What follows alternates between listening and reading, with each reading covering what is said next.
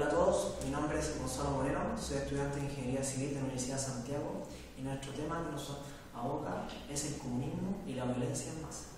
El comunismo como ideología y como doctrina cimentada en la sociedad tiene consigo siempre la violencia, el terror y la represión. Tenemos ejemplos concretos a lo largo del globo.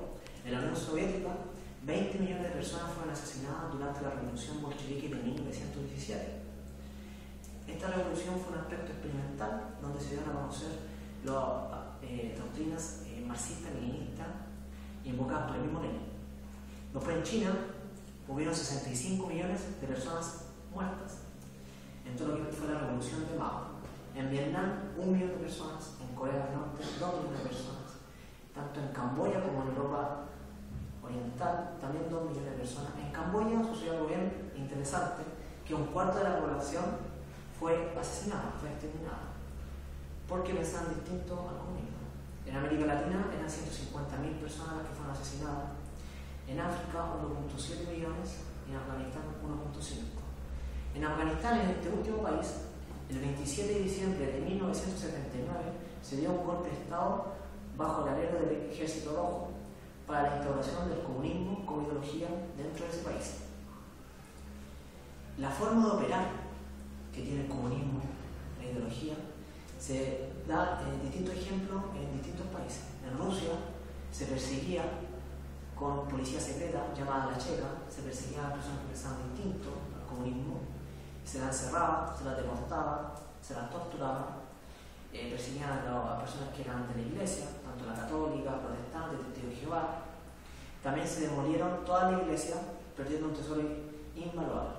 Dentro de la revolución cultural maoísta tenemos destrozos que fueron inestimables y que claramente tienen relación directa con la cultura que tiene China, que es milenaria.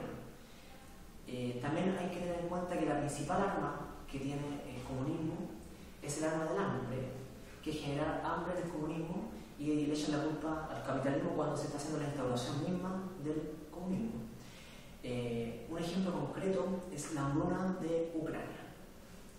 Yo le voy a hacer una pregunta: ¿es realmente el comunismo una ideología que considera a las clases campesinas y obreras como su motor?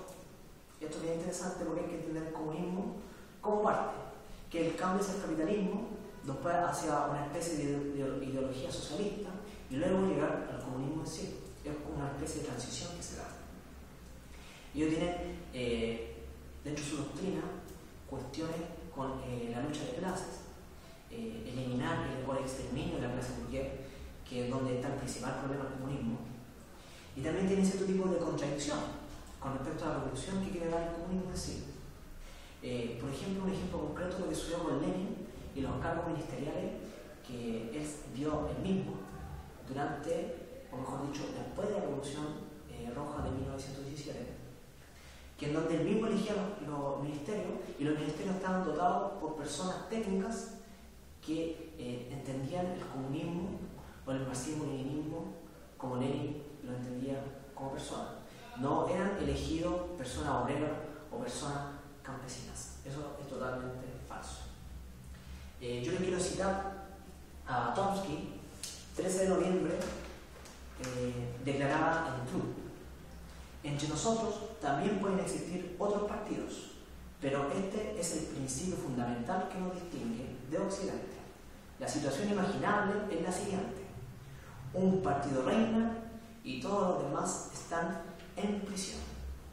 Queriendo decir que claramente dentro del régimen comunista no pueden existir otra forma de partidos políticos, otra ideología, otro pensamiento.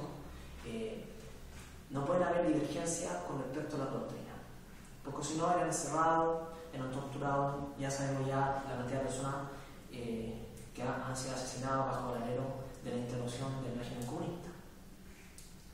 Hay una legitimidad del Partido Comunista o del comunismo a nivel mundial, y haciendo claramente una analogía a lo que fue el nazismo, que el nazismo claramente a nivel mundial es odiado. Pero ¿por qué el comunismo no?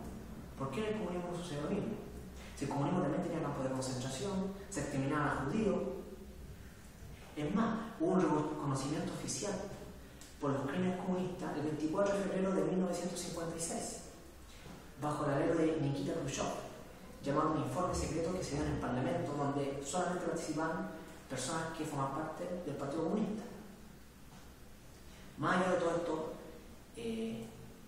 quiero decir como conclusión que en nuestra sociedad y en la sociedad occidental hay que desenmascarar al comunismo y no dejar que nos manipulen.